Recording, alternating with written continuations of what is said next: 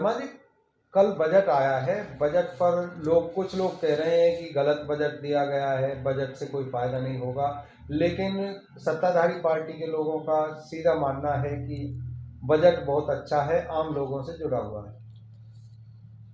चौहान साहब, सत्ताधारी तो कुछ भी माने, असलियत में ये बजट चुनावी बजट है और आम जनता का जो दैनिक प्रयोग की चीज़ें हैं या सामान्य आदमी के लिए जो दैनिक प्रयोग की चीज़ें हैं, डीजल, पेट्रोल, एजुकेशन, इनमें ना इनके ऊपर जीएसटी में कहीं कोई कमी नहीं दी गई। रेलवे में जो बुजुर्ग लोगों के लिए यात्रा में छूट हुआ करती थी वो ख़त्म कर दी। हवाई यात्रा में कोई किसी प्रकार का कोई जो आम आदमी के लिए टिकट में छूट थी वो भी ख़त्म कर दी। बच्चों की वो ख़त्म कर दी। किसानों की खाद है ही नहीं, किसानों को जो सब्सिडी खाद पे मिलती थी वो ख़त्म कर दी।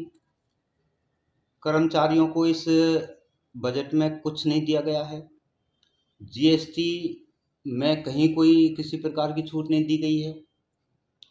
आम आदमी के लिए जो रोजी रोटी, मकान, दुकान, जो ज़रूरत की चीज़ें हैं उनमें कहीं किसी प्रकार की कोई छूट नहीं है। असलियत में ये बजट गरीबों का कोई बजट नहीं है, ये बजट तो अमीरों का बजट है। बजट जब मानते डीजल, पेट्रोल, गैस, रोडी, क्रैशर, सीमेंट, कर्मचारी का कोई फ़ायदा होता, इनमें कहीं कोई छूट दी जाती, तो मैं तो इस बजट को बिल्कुल भी नकारा बजट है और आम आदमी का बिल्कुल बजट नहीं है। बजट है ये अडानी और अंबानी का।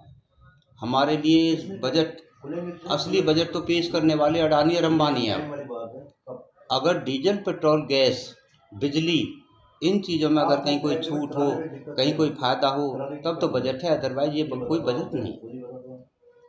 अगर देखा जाए तो पुरानी जो सरकार थी उसके समय पर गैस सिलेंडर 410 रुपये में भी लोगों को महंगा लगता था, लेकिन आज 1000 कुछ रुपये उसका रेट है और उसके बाद भी सस्ता लोग कह रहे हैं। देखो, जो आईटी सेल है आजकल, जो बीजेपी की आईटी सेल है या कुछ लोग इस तरीके के हैं कि जो अनैतिक बात को भी नैतिक सिद्ध करने की कोशिश करते हैं।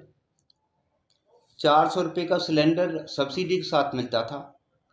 आम गरीब आदमी को सब्सिडी मिलती थी, आम आदमी को सब्सिडी मिलती थी, उसका सभी को फ़ायदा मिलता था।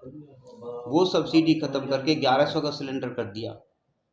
स्वाभाविक है, महंगा तो है ही है, लेकिन अगर कोई ये कहे महंगा नहीं है तो ये उसकी अपनी समझ की बात है, अदरवाइज तो महंगा है, बहुत ज़्यादा महंगा है। शर्मा जी, जैसा कि कहा जा रहा है, सरकार ने 7 लाख रुपए तक की आय पर सभी कर मुक्त किए हैं।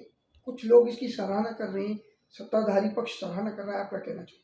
नहीं, वो स्लैब हैं जी, उसमें भाई 3 लाख तक, ये 3 लाख तक कोई टैक्स नहीं है, फिर उसके बाद 5% है, उसके बाद इतना परसेंट है, उसके बाद इतना परसेंट है। 7 लाख तक की आमदनी तो हो।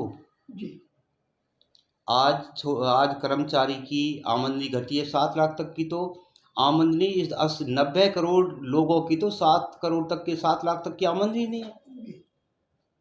हम चलो ठीक है भाई, इनकम टैक्स में छूट दे दी, लेकिन इनकम तो करो पहले। हाँ जी। जो शर्मा जी छोटे कर्मचारी हैं, शिल्पकार हैं, उनके लिए कई योजनाएं लाने का जो है वादा किया गया है, क्या कहेंगे आप?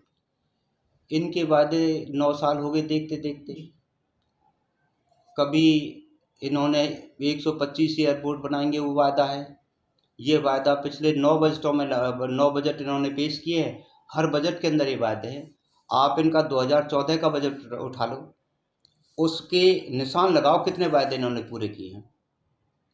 2015 का बजट उठा लो, एक भी बजट उठा लो कि इन्होंने कोई बजट आज तक पूरा किया हो, किसी बजट के किए हुए वादे आज तक पूरे किए हों। एक तरफ तो सरकार ये ढोल पीट रही है कि 80 करोड़ लोगों को भारत में मुफ्त 5 किलो राशन दिया जा रहा है और दूसरी तरफ 7 लाख रुपए तक का इनकम टैक्स फ्री किया गया है। तो वो कौन से लोग हैं जिनका इनकम टैक्स फ्री होगा? इनकम टैक्स जो कर्मचारी है उसका तो ऑलरेडी कट ही जाता है। आम आदमी, केवल 3 करोड़ आदमी ITR दाखिल करते हैं, उनको 2.5-3 करोड़ लोगों को थोड़ा घना फायदा है।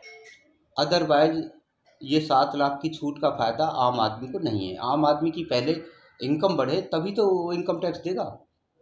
दूसरा, 80 करोड़ लोग 2014 में ये 40 करोड़ की या 42 करोड़ का डाटा था, जो आज 80 या 82 करोड़ ये डाटा बताते हैं। 82 करोड़ लोग आज 5 किलो आटे के निर्भर बना दिए इन लोगों ने। इतना ज़्यादा आर्थिक डाउनफॉल हुआ है, GDP डाउन हुई है, सब कुछ डाउन हुआ है कि 80 करोड़ लोग 5 किलो आटे के लिए हैं। वो कहाँ से इनकम टैक्स, किसको फायदा हो रहा है? एक तरफ कांग्रेस का काल था जहां 6.5% जब GDP डाउन चली जाती थी या 6.5% रह जाती थी, उस समय लोग कह रहे थे कि मंदी की मार है या भुखमरी के करार पर है। लेकिन आज की जो GDP अगर आकी जाए तो 3.3% है। कांग्रेस के शासन में 9% और 10% तक GDP चली थी मनमोहन सिंह के शासनकाल में, और लास्ट में 7%, 7.5% GDP थी जब 14 में छोड़ी थी। इन्होंने 2016-17 में GDP का आंकड़े देखना 0% पे आ गई थी। मनमोहन सिंह जी ने लोकसभा में कहा था कि भाई GDP का 3%, 4% डाउनफॉल आएगा। वो 3-4% नहीं, वो 5% और 6% तक आ गया। और ये GDP को ना डाउन, उसमें नोटबंदी के बाद संभाल पाए। उसके बाद लॉकडाउन हुआ, लॉकडाउन में GDP को नहीं संभाल पाए। आज तक इनकी नोटबंदी का और इनके अचानक लॉकडाउन का हर आदमी सफ़र कर रहा है।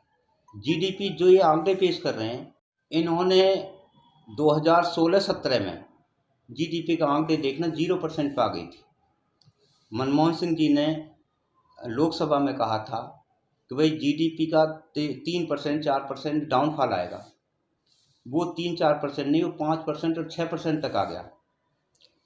और ये GDP को ना डाउन, उसमें नोटबंदी के बाद संभाल पाए। उसके बाद लॉकडाउन हुआ, लॉकडाउन में GDP को नहीं संभाल पाए। आज तक इनकी नोटबंदी का और इनके अचानक लॉकडाउन का हर आदमी सफ़र कर रहा है।